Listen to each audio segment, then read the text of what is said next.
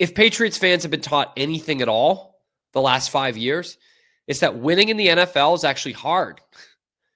It's not easy to do. Like we heard other teams talk about it for years. Oh, it's hard to win in this league. You heard Bill Belichick talk about it. It's lip service, man. And either we had to be reminded of it, or some of us from a certain age had to learn entirely that winning actually isn't an easy thing to do. So we should be happy with the win over the Dolphins. That's a team you haven't beaten since COVID hadn't even hit the Western world yet. But this win was as sloppy as like when they were trying to catch the COVID patients in those fishing nets. Remember that? Can't find those on the internet anymore, but I remember that. A win, sure, but look at how you got there. The Dolphins suck, okay? They're going to fire their coach any day now, and they might be one of the only NFL teams that are dumber than you. In fact, this game really looked like who's going to blink last. Who's going to make the final really dumb mistake? The offensive line, again, committed another 5 penalties in this game. 5 from your offensive line. Usually that's like, damn, man, we got to really restart this thing. But it's actually an improvement from where the Patriots were last year. You scored a special teams touchdown, which is great. But it's directly after you allowed a special teams touchdown in the same unit that missed 2 extra points. And your defense got absolutely smoked by a team that barely eked out a score at all in week 1. Smoked by him, man. I swear, y'all. I swear. Tua wouldn't even be in the league anymore if he didn't play the Patriots twice a year. Like, if this dude was in any other division, he'd be selling insurance by now. Whenever Tua Tagovailoa needs a break, the New England Patriots appear on the same football field. And 3 hours later, everyone's saying, all right, maybe he's not that bad. Or maybe it's everyone else's fault. You can still do something with Tua. Every time, man. Finally, he's lost a game to the Patriots. Only 7-1 now. In week 1, this dude threw for 114 yards. 114. With 2 picks. And they got embarrassed by this mid-ass Colts team led by Daniel Jones. Tua's former teammate, Xavier Howard, who now plays for Indianapolis, said they had him in panic mode. We had him panicking all day. Tua was pulled for Zach Wilson. That should be a career ender after all the things that have happened to him. But the next week, what does he do? Gets the Patriots on the schedule, throws for 315 yards and 2 touchdowns because he's playing the Patriots. Last year, he missed 4 games after that nasty concussion, one of them. And all the media was saying, Tua should really think about retiring here. Really should contemplate retirement. Then he played the Patriots, and he threw for 317 yards and 4 touchdowns with no picks. In 2023, back when the Patriots actually had a defense, in 2 games against them, Tua throws for 570 and 4 touchdowns.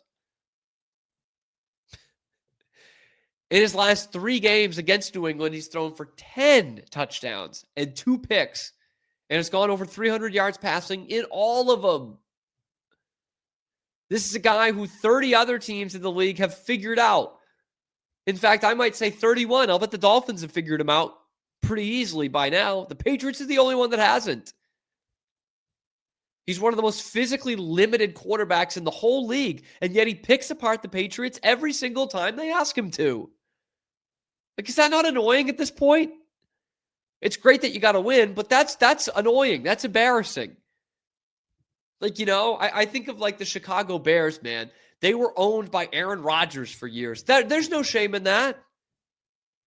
I mean, some, but not all the way. Like the Bills, 3-33 against Tom Brady. Yeah, it's against Tom Brady, man. No one beat Tom Brady. But for the Patriots bogey quarterback to be Tua, really? That's the dude? That's like having Tommy Maddox just whip you up every time. Kenny Pickett.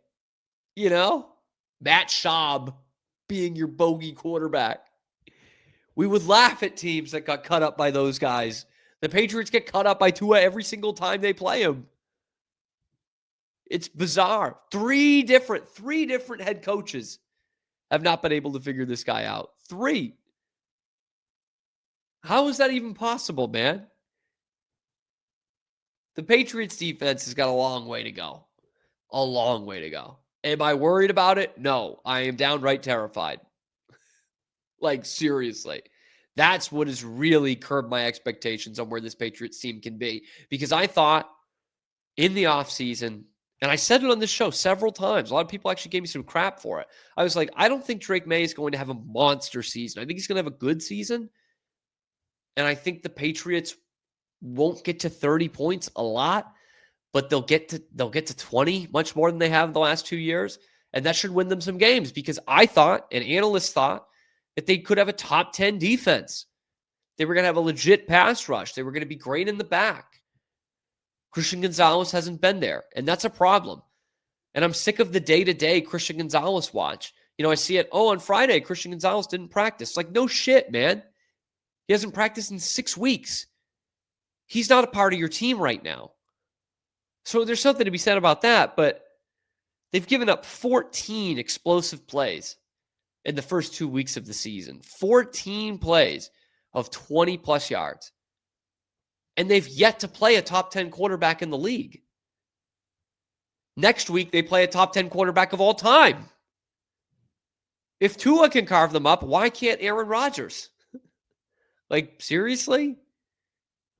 He didn't do it against Seattle, but Seattle's a good defense. Seattle's better defense than what you got. I'll say that much. Look, this was a fun win and everything. It was. And I'm not in a position to be really knocking down every one of their wins, because a win is a win. Unless it's against Buffalo in week 18 when you're supposed to lose and get the first overall pick, I'll take a win. But as I watched 4 more quarters of this team and this defense and this continuation of just horrible situational football, I couldn't help but think, how does this team win more than 6 games? How do they do it? Again, the situational football, terrible. It was terrible last week against the Raiders. It was terrible again in this game. Another 4th and short that becomes a 4th and longer because you commit a penalty on the offensive line. Last week it was Will Campbell. This time it was Morgan Moses, who had a horrible day. Just an awful day. 5 more offensive line penalties, as I said. Not being able to get first downs when you need to run down the clock, throwing on 2nd and 8 and saving Miami a timeout that they could really use on the final drive of the game, and they did. Like, that's bad football, man. That 2nd down throw to Matt Collins, they're trying to run down the clock, that has to be a completion. That has to be an easy completion. A sack would have been better than throwing it incomplete, which is what happened. But if scoring 33 points, which you never do, if scoring 33 points against one of the league's worst defenses is barely good enough to get you a win, if it takes 60 full minutes to get a win in a game like that, how do you do that 8 more times? Or 7? Or 10, like some people thought? How do you do it that many more times? For the 2nd week in a row, I'm watching that game and thinking, is Gerard Mayo coaching this game, or is Mike Vrabel?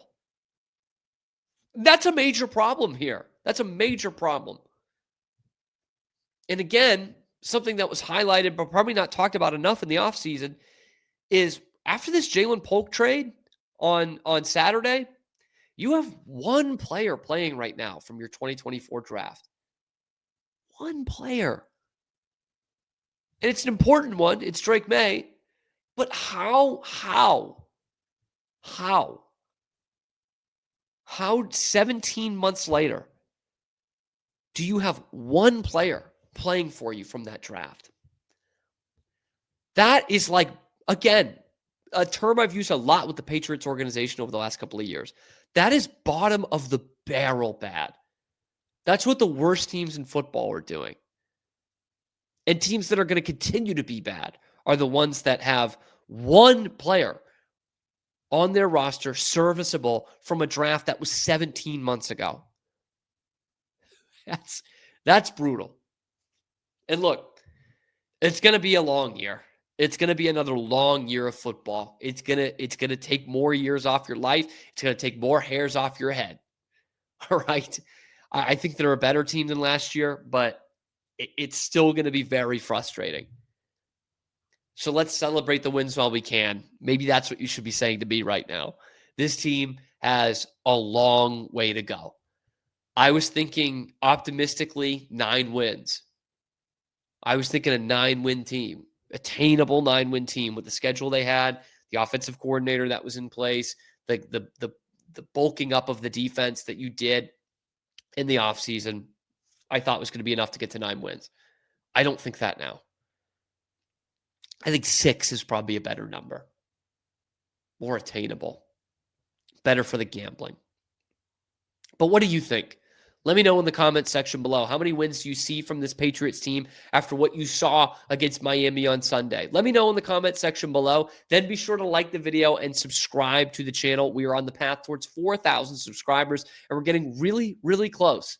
So get us there. Find us there every weekday live on YouTube, high noon Eastern time, and then wherever you get your podcasts as well. I'm your host, Cam Stewart. Zach Burke keeps us on the air. Check out the other videos on the channel, talking Patriots, Red Sox, everything else going on in the world of Boston sports. Your lunchtime alternative to Boston Sports Talk Radio.